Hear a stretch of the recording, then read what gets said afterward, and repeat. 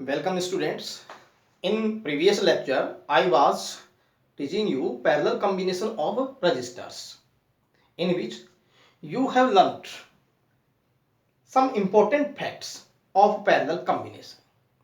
तो वो important facts क्या क्या थे कि जब हमें ज़्यादा क्वांटिटी में चार्ज स्टोर करना है एट ए जनरल पोटेंशियल, तब आपको पैरेलल कॉम्बिनेशन का यूज करना है।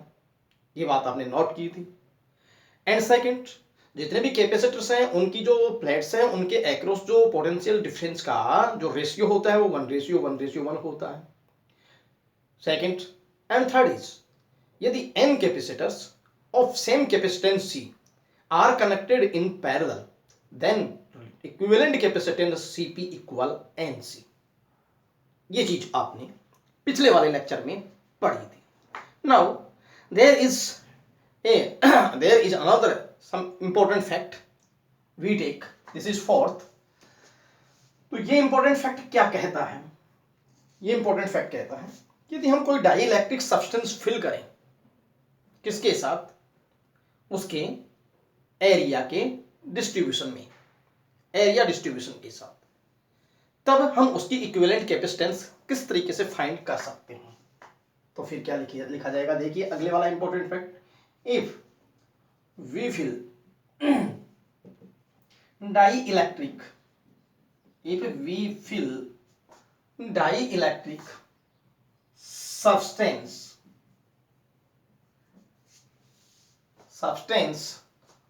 of different, if we fill different dielectric substance of different thickness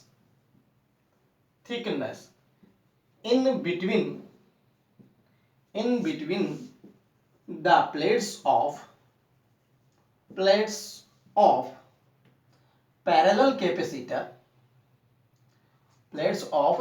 parallel capacitor,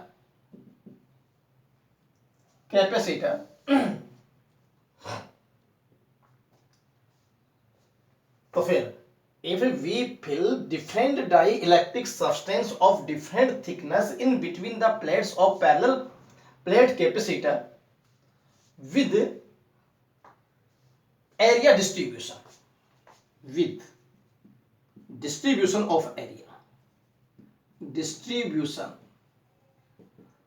of area, then equivalent capacitance,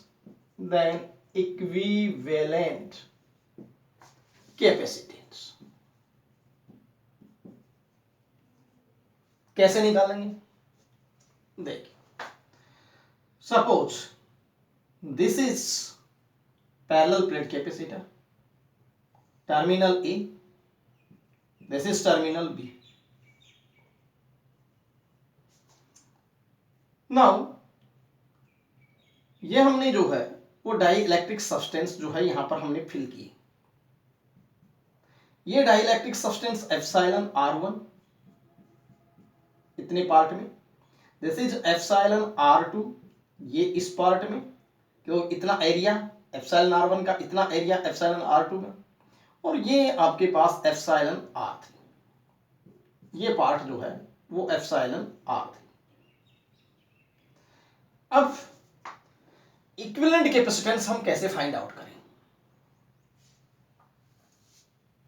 और ये भी हम कंसीडर कर लेते हैं कि ये जो थिकनेस है हमारे पास में वो T1 है, इतनी डिस्टेंस, ये जो है वो T2 है और ये T3 है। लेकिन if we rotate this figure, इसको यदि हम we rotate this figure in left, इसको लेफ्ट के अंदर हम रोटेट करें तो फिर किस तरीके से अज्यूम्शन होगी कैपेसिटेंस की। देखिए मैं ऐसे रोटेट कर रहा हूं तो ये पार्ट ऊपर चला जाएगा, ये मिड में रहेगा, ये डाउनवर्ड्स आ जाएगा, तो फिर किस तरीके से आएगा आपके पास, देख सकते हैं। और इनको मैं सेपरेट भी कर लेता हूं।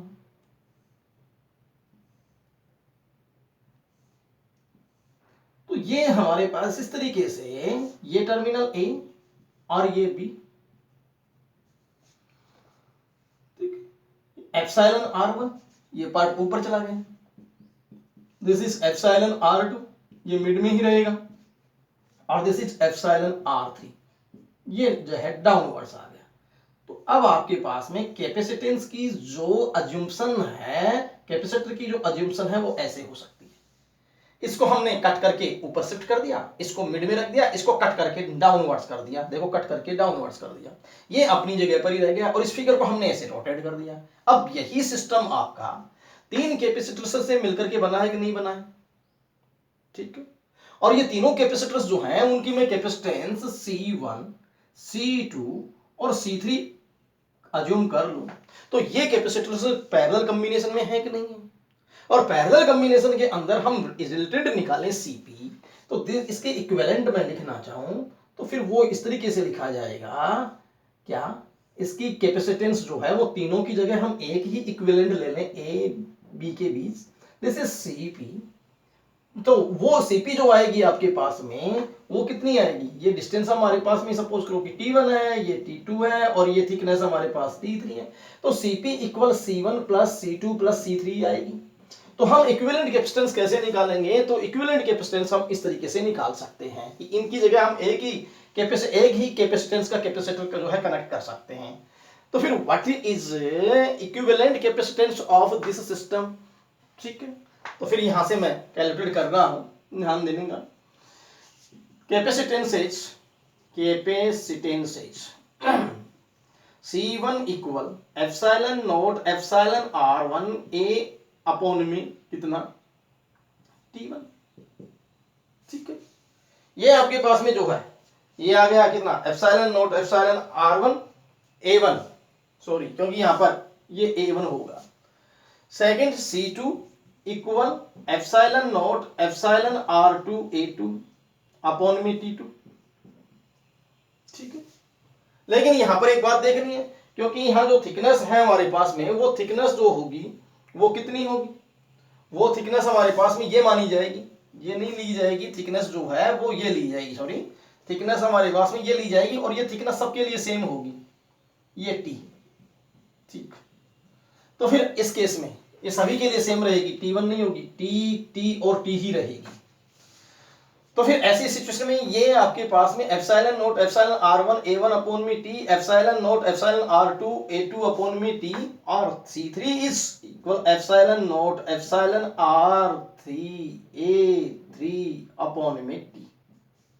एक बार फिर से देखेंगे, इसको आप रोटेट करेंगे तो ये डिस्टेंस जो है वो T रहेगी, तो T रहेगी तो ये डिस्टेंस भी T, ये डिस्टेंस भी T और ये डिस्टेंस भी T। तो फिर हम capacitance parallel plate capacitor capacitance कैसे लिखते हैं, C equal epsilon not A upon D रखते हैं तो D की जगह हमारे पास में T आ जाएगा। तो फिर ये आपके पास में जो है इस कैपेसिटर के लिए ये लिख दिया गया। तो फिर इक्विवेलेंट कैसे लिखें, तो वो देखिएगा, इसको मैं रिमूव करता हूं और इसकी कैपेसिटेंस यहां पर हम लिखते हैं, देखिए देन दिस इक्वेशन हम कितनी मान लें, 1 ले लें। तो फिर equivalent capacitance Cp equal equivalent capacitance कितनी आ जाएगी, Cp equal C1 plus C2 plus C3, this is equation second, this is equation second. तो फ्रॉम फर्स्ट एंड सेकंड क्या आ जाएगा, Cp equal epsilon not epsilon R1 A1 upon में T plus epsilon not epsilon R2 A2 upon में T और plus epsilon not epsilon R3 A3 upon में T। तो फिर Cp equal LCM common कितना हो गया, एप्सिलॉन नॉट अपॉन में T, this is epsilon R1 into A1 plus epsilon R2 into A2 plus epsilon R3 into में A3। ये आपके पास में इक्विवेलेंट कैपेसिटेंस हो गई है। तो यहां मैं एक बार फिर से आपको रिपीट कर देता हूं, आप ध्यान देंगे कि हमारे पास में पैरेलल प्लेट कैपेसिटर है, यदि उसके अंदर हम जो है वो क्या पुट करें, उसके अंदर यदि हम जो है वो डाई इलेक्ट्रिक सब्सटेंस पुट करें, तब आपके पास में जो है वो इस तरह का रिजल्ट आता है।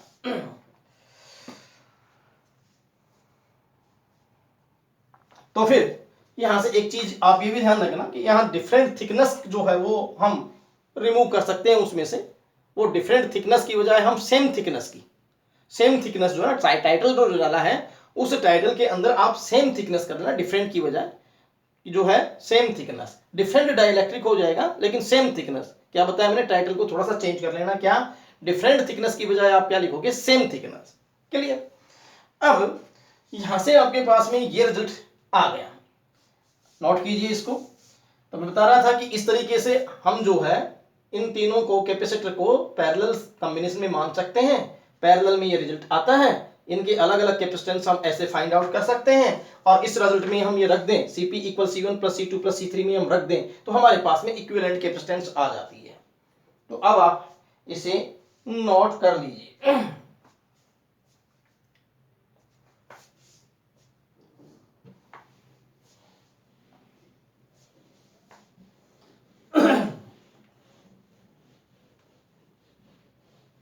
Now we take example.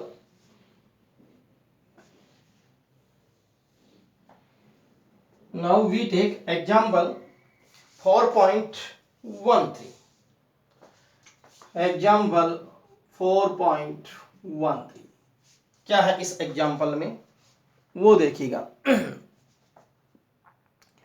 इसमें आपको एक नेटवर्क दे रखा है, कुछ कैपेसिटर्स लगे हुए हैं, जैसे ये कैपेसिटर है और इसी के पैरेलल में एक कैपेसिटर ये लगा हुआ है।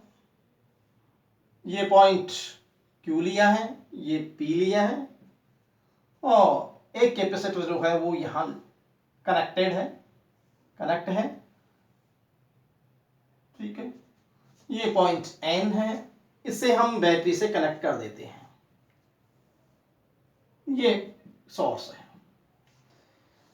अब ये जो हमारे पास में कॉम्बिनेशन या नेटवर्क जो है इसकी इक्विवेलेंट कैपेसिटेंस फाइंड आउट करनी है P और N के बीच।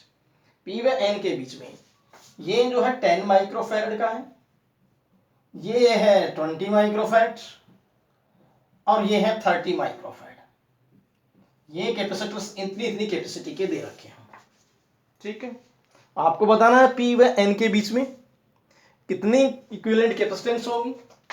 So we can put this is C1, this is C2 और this is C3। चलिए लेकिन हम ये देखेंगे ये दोनों कैपेसिटर्स जो हैं वो पैरेलल में हैं, तो पैरेलल में है तो इनका रिजल्ट हम निकाल लें और वो रिजल्टेंट क्या आएगा कि इन दोनों को ऐड कर दें C1 प्लस C2, पैरेलल में यही होता है। तो फिर इसके इक्विवेलेंट में फिगर यहां बना रहा हूं, इक्विवेलेंट फिगर ये P, यहां आपके पास में जो है ये कैपेसिटर लगाया इन दोनों की जगह और वो Cp आई और वो कैसे आई C1 प्लस C2। फिर ये पॉइंट Q था, ये P, ये कैपेसिटर आपके पास में C3 लगा हुआ है, C3 ये 30 माइक्रोफैरड का है, 30 माइक्रोफैरड, ये पॉइंट N और ये बैटरी इसके कनेक्टिविटी में, ठीक है। लेकिन यहां C1 प्लस C2 हम करेंगे तो C1 प्लस C2 करेंगे तो कितना आएगा 20 और 10 30। तो फिर मैं यहां लिख सकता हूं Cp equal C1 plus C2 equal 10 plus 20, this is equal to 30 microfarad. अब आप ये देख सकते हैं कि ये दोनों जो कैपेसिटर्स हैं, ये वाला जो 30 माइक्रोफैरड का है और ये 30 माइक्रोफैरड का है, ये दोनों सीरीज कॉम्बिनेशन में आ गए। कौन से कॉम्बिनेशन में आ गए, सीरीज में। तो अब इनका रिजल्ट कैसे निकालें, तो फिर एक और इक्विवेलेंट सर्किट बनाते हैं। देखिए कैसे, ये आपके पास में एक सिंगल ही रह गया, ये पॉइंट P और ये हो गया N, ये बैटरी को हमने कनेक्ट कर दिया, ठीक है। तो ये प्लस और ये माइनस, लेकिन यहां जो रिजल्टेंट आपके पास आएगा सीरीज का वो CS, वो CS कैसे आएगा, तो हमेशा हम CS निकालते हैं तो कैसे निकालते हैं, दोनों की मल्टीप्लाई और दोनों का जो है वो ऐड, ठीक है। तो फिर CS निकालेंगे तो दोनों की मल्टीप्लाई कितनी हुई 30 माइक्रोफैरड को मल्टीप्लाई करो 30 माइक्रोफैरड से, तो फिर CS Cp into C3, Cp को किससे मल्टीप्लाई किया गया C3 से और डिवाइड किससे किया गया Cp प्लस C3, ठीक है। तो ये रिजल्ट हमारे पास में इस तरीके से है। तो फिर हम सी एस और रिजल्टेंट इक्विवेलेंट भी कह सकते हैं, सी इक्विवेलेंट बराबर बराबर कैसे निकालना, सीपी की वैल्यू कितनी 30 इनटू में सी, तो ये वैल्यू हम ऐसे लिख सकते हैं Cp इंटू C3 अपॉन में Cp प्लस C3, क्योंकि फार्मूला तो ये है आपके पास में 1/1 upon C S equal 1 upon में Cp प्लस में 1 अपॉन में कितना हो जाएगा C3। लेकिन एलसीएम लेकर के इसको अपन रिवर्स करेंगे और सी एस की वैल्यू या सी इक्विवेलेंट की वैल्यू फाइंड आउट करेंगे, तो फिर ये फार्मूला इस तरह ये बन जाएगा। तो C equivalent equal what is Cp, Cp की वैल्यू हमारे पास में कितनी है 30, C3 की भी कितनी है 30 और अपॉन में 30 प्लस 30, तो कितना हो जाएगा C equivalent equal 30 into 30 upon में 60। तो फिर ये हमारे पास में जो है कैंसिल आउट और ये 6 5 या 30, तो C इक्विवेलेंट कितनी आ गई 15 माइक्रोफैरड। तो फिर ये चीज आपके पास कितनी आ जाएगी 15 माइक्रोफैरड। तो ये जो है हम CS की वैल्यू फाइंड आउट कर सकते हैं। तो फिर इस कॉम्बिनेशन का इक्विवेलेंट कैपेसिटेंस कितना आया 15 माइक्रोफैरड आ गया। तो अब आप इसे नोट कर लीजिए और किस तरीके से इक्विवेलेंट सर्किट बनाते हुए जाएंगे और ये इक्विवेलेंट कैपेसिटेंस आप फाइंड आउट करेंगे, वो आपने यहां देखा। अब एक और हमारे पास में जो है वो एग्जांपल आता है, वो एग्जांपल है 4.14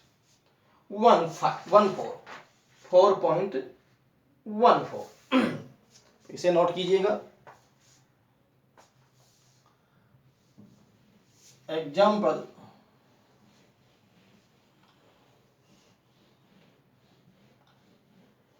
नेक्स्ट देखें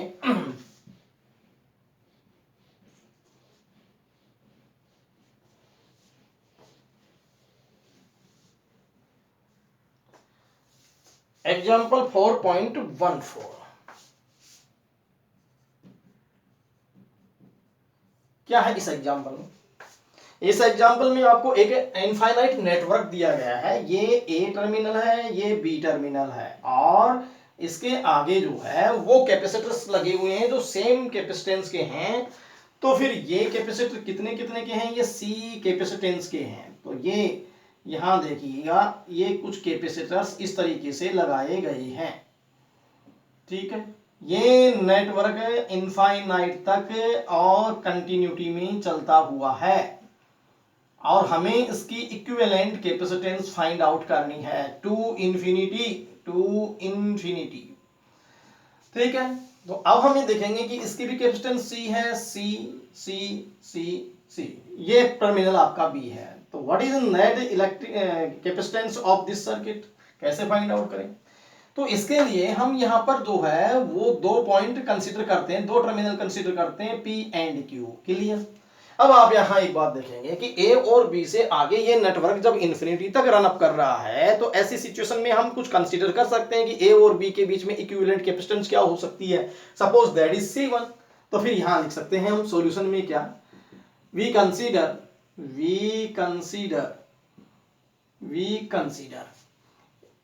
नेट इलेक्ट्रिक या equivalent capacitance, equivalent capacitance between A and B terminal कितनी है, दैट इज हमारे पास C1 है, ठीक है। लेकिन एक बात देखिए कि P और Q के A और B के आगे ये नेटवर्क इनफाइनाइट तक है, तो फिर यही नेटवर्क P और Q टर्मिनल के आगे भी इनफाइनाइट तक है। आपने सिर्फ एक चेन को रिमूव किया है, तो एक चेन को रिमूव करने के बाद में भी आगे ये टर्मिनल P और Q के आफ्टर क्या रहता है, ये इनफाइनाइट तक ही रहता है। तो फिर हम ये भी कह सकते हैं कि equivalent capacitance between P and Q भी क्या हो सकती है, वो भी हमारे पास में C1 हो सकती है। तो फिर हम यहाँ ये कह सकते हैं कैपेसिटेंस बिटवीन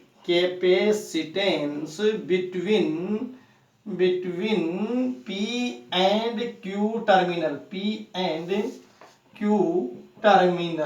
कितनी आ जाएगी हमारे पास, दैट इज C1।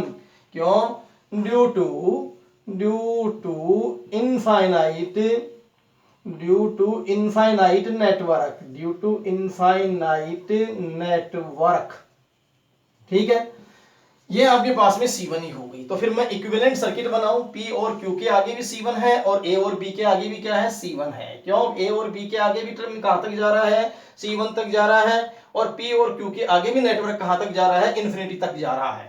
तो फिर यहां भी C1 है, इसके बीच में भी इक्विवेलेंट कैपेसिटेंस C1 है, और A और B के बीच में भी कितनी है, C1 है। तो फिर इक्विवेलेंट सर्किट कैसे बनेगा, देखिए ये A पॉइंट और यहां अपने पास में ये कैपेसिटर लगा हुआ है और एक कैपेसिटर ये C कैपेसिटेंस का, और अब ये पॉइंट P आ गया, और यहां जो कैपेसिटेंस हम लगाएंगे वो हम C1 का लगाएंगे।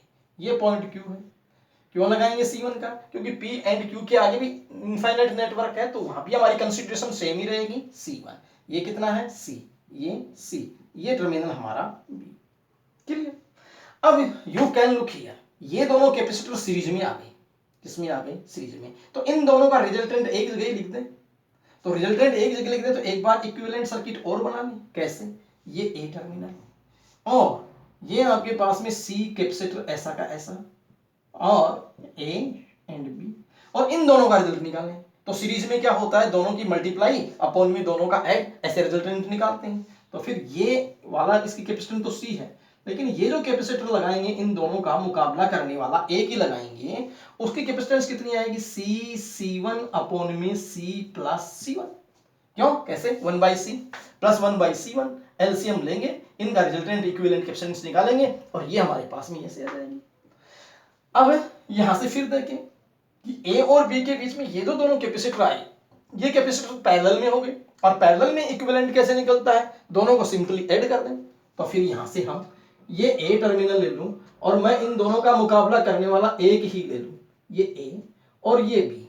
ठीक है, तो ये दोनों किस में आ गए, ये दोनों आ गए पैरेलल में, और पैरेलल में निकालूं तो क्या रिजल्ट आएगा, C plus C1 upon C plus C1। देखिए C में ये ऐड कर दिया, तो फिर ये A और B के बीच में ये कैपेसिटेंस आ गई आपके पास, किसके बीच, A और B के बीच। लेकिन आपकी कंसीडरेशन क्या थी, कंसीडरेशन थी कि A और B के बीच में कितनी है, C1। तो फिर ये स्टेप किसके बराबर होनी चाहिए, इक्वल होनी चाहिए, ये C1 के इक्वल होनी चाहिए।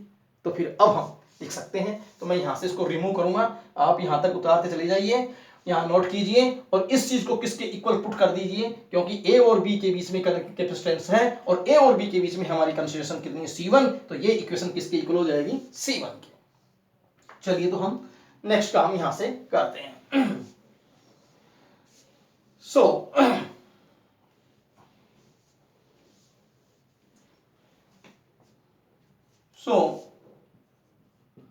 C1 इक्वल C1 अपॉन में C प्लस C1, C1 इक्वल C plus C1 upon C plus C1 upon 1 LCM ले लें, कितना, C प्लस C1, एलसीएम लेंगे तो C स्क्वायर प्लस में C1 प्लस में C1 इक्वल C1 अपॉन में C। Clear. Now you can cross multiply में लो, इसको कितना आ जाएगा, C1 अपॉन में 1, क्रॉस मल्टीप्लीकेशन करेंगे तो C1 plus C1 square equal C square plus C1 plus ये 2 टाइम्स हो जाएगा 2CC1 clear. Now C1 square, ये इधर आएगा माइनस माइनस और ये प्लस, तो एक C1 रहेगा, तो माइनस का C1, और ये C स्क्वायर भी इधर आएगा, तो माइनस का C square, this is equal to 0। अब आपको जो कंसीडर की थी कैपेसिटेंस C1, उसकी वैल्यू फाइंड आउट करनी है, it means you have to find out C1, और दिस इज क्वाड्रेटिक इक्वेशन। तो ये क्वाड्रेटिक इक्वेशन है, और क्लास 10th के अंदर जो है वो क्वाड्रेटिक इक्वेशन का सॉल्यूशन कैसे आता है, वो क्वाड्रेटिक इक्वेशन को हम सॉल्व कैसे करते हैं, देखिए। तो बाय यूजिंग धाराचार्य मेथड, कैसे, फॉर क्वाड्रेटिक इक्वेशन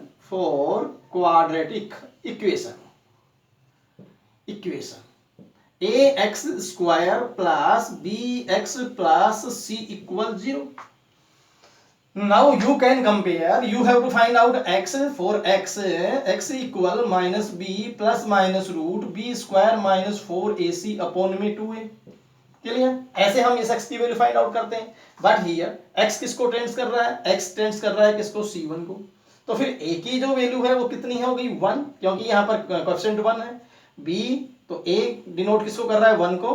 b किसको डिनोट कर रहा है? Minus c, and c denote कर रहा है minus c square. Then you can put these values in this equation. So what is the result? c1 equal, what is minus b means minus c plus c plus root b square. What is b square? Minus c का whole square into 4 into minus 4 into 1 into minus c square, clear, upon 2a, 2 into में 1. तो you can put values of, इनकी values put करोगे तो आपके पास में क्या आएगा? पता लग गया। तो फिर नेक्स्ट बात आती है हमारे पास में C1 इक्वल C प्लस ये 5c स्क्वायर हो जाएगा माइनस 4c स्क्वायर और 1c स्क्वायर और ऐड हो जाएगा, तो रूट 5c स्क्वायर अपॉन में प्लस माइनस अपॉन में 2. You can take common c, so c upon 2, then we can write 1 plus minus root 5. Clear? But there will be two values of C1. C1 equals C by 2, 1 plus root 5, and another value is or C1 equals C by 2, 1 minus root 5. Clear? But this is negative, तो which is not possible, ये possible नहीं है. तो फिर correct answer C1 equals C by 2, 1 plus root 5. ये हमारे पास में इसकी इक्विवेलेंट कैपेसिटेंस आ गई। जो नेटवर्क जो इनफाइनाइट तक जो है वो एक्सटेंड हो रहा था, उसकी जो है हम इस तरीके से जो है वैल्यू फाइंड आउट कर सकते हैं। तो फिर ये आपने देखा यहां पर ये हमारे पास में क्वाड्रेटिक इक्वेशन थी और ये इक्विवेलेंट कैपेसिटेंस आई थी किसके बीच में? ए एंड बी के बीच में। और हमारी कंसीडरेशन क्या थी कि ए एंड बी के बीच में ही C1 थी, तब हम इस वैल्यू को इसके इक्वल पुट कर सकते हैं। एक बात, यहां से हमने इसका एलसीएम ले लिया। एलसीएम लेने के बाद हमने इसकी क्रॉस मल्टीप्लिकेशन कर दी। देखिए ये क्रॉस मल्टीप्लिकेशन करने के बाद में इसकी हमने ये क्वाड्रेटिक इक्वेशन तैयार कर ली। और क्वाड्रेटिक इक्वेशन जो होती है उसका general formula ax² plus bx plus c होता है, और जिसका जो सॉल्यूशन होता है वो x equal minus B plus minus B square minus 4ac upon में 2a होता है। लेकिन इस फार्मूले को हम इसके लिए जो है वो अप्लाई करें, तो फिर यहाँ x का काम कौन कर रहा है? C1 की वैल्यू फाइंड आउट करनी है। तो फिर x की वैल्यू जो है वो C1, तो कोएफिशिएंट हमारे पास a की वैल्यू, यहाँ पर कोएफिशिएंट कौन है? 1, फिर यहाँ कोएफिशिएंट कौन है? माइनस c, यहाँ कोएफिशिएंट कौन है? Minus c square. तो फिर x abc की वैल्यू आपके पास आ गई। ये वैल्यूज हम पुट करें इस इक्वेशन के अंदर, तो देखिए हमने पुट किया, ये वैल्यू पुट करेंगे। ये b की माइनस b था minus minus plus minus b का होल स्क्वायर, तो ये माइनस c का whole square 4 into a into में c स्क्वायर, c की वैल्यू c स्क्वायर पुट कर देंगे। लेकिन minus minus plus 4c square और 1c स्क्वायर, ये तो कितने बन गए? 5c स्क्वायर, किसमें? रूट में। तो c प्लस माइनस, ये प्लस माइनस है यहाँ, अपॉन में ये 2, लेकिन यहाँ से हम c बाई 2 कॉमन ले लें, तो फिर ये 1 प्लस माइनस रूट 5 रहेगा, c स्क्वायर बाहर आएगा, तो यहाँ पर c जो है कॉमन के तौर पे आ गया। C1 इक्वल ये चीजें आपके पास में आ गई। लेकिन यहाँ हम C1 की दो वैल्यूज रखेंगे, एक करस्पॉन्डिंग टू पॉजिटिव और एक करस्पॉन्डिंग टू नेगेटिव, एक पॉजिटिव के करस्पॉन्डिंग और एक नेगेटिव के करस्पॉन्डिंग। लेकिन अब यहाँ पर पॉजिटिव करस्पॉन्डिंग आ गई c बाई 2 1 प्लस रूट 5, और यहाँ C1 इक्वल c by 2 minus 1 minus root 5। लेकिन यहाँ इसका रूट 5 निकालेंगे तो ये 2 पॉइंट समथिंग आएगा which is greater than 1। So C1 की वैल्यू जो है वो कैसी होगी? निगेटिव, और नेगेटिव वैल्यू होगी तो फिर जो कैपेसिटेंस होती है, कैपेसिटेंस नेगेटिव नहीं हो सकती, कैपेसिटेंस हमेशा क्या रहेगी? पॉजिटिव। तो पॉजिटिव रहेगी तो फिर इस केस में आप इस वैल्यू को एक्सेप्ट नहीं कर सकते, इसलिए हम सिर्फ इसकी पॉजिटिव वैल्यू को ही जो है काम में लेंगे। अब मान लीजिए कि यहाँ पर आपके पास में ये C जो कैपेसिटर, C कैपेसिटेंस के कैपेसिटर थे, बहुत सारे कैपेसिटर लगे हुए थे, लेकिन इस फॉर्मूले को यदि हम मेमोरी में डाल लें कि C1 इक्वल c बाई 2 1 प्लस रूट 5 होता है, और सपोज कीजिए कि ये सारे जो कैपेसिटर्स थे वो आपके 10 माइक्रोफैरड के होते, तो उस केस में 10 अपॉन में 2 करना पड़ता और डायरेक्ट ही आपके पास रिजल्ट आता कि नहीं आता। तो फिर इस ये जो एग्जाम्पल है, इस एग्जाम्पल को हम एज ए डेरिवेशन के तौर पर हम लें तो फिर कंपटीशन के अंदर यदि कोई क्वेश्चन इससे रिलेटेड आता है तो उसके आंसर तक हम इस शॉर्ट ट्रिक से जो है वो इजी वे में पहुंच सकते हैं। तो आज का जो यहाँ पर है वो इतना ही है। हम अगले वाला जो आर्टिकल है वो नेक्स्ट जो है लेक्चर में करेंगे। Thank you.